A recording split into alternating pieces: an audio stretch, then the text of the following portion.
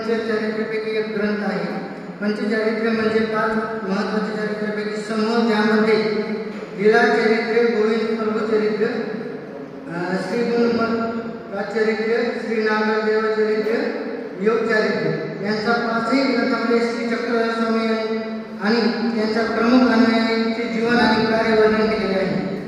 आध्यात्मिक शिक्षणाचे संकलन, स्वामींच्या ध्यान, तपन आणि योग मार्गाची शिकवण, नैतिकतेचे महत्त्व, योग जीवनशैली आणि संयम आणि साधेपणावर भर देते।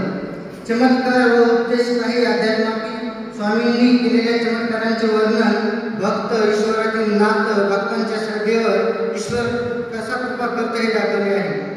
महानुभवपंथांचे योग मार्ग व भक्ती मार्ग एकत्रित करून जीवन सुधारण्याचे मार्गदर्शन आपल्याला केलेले आहे।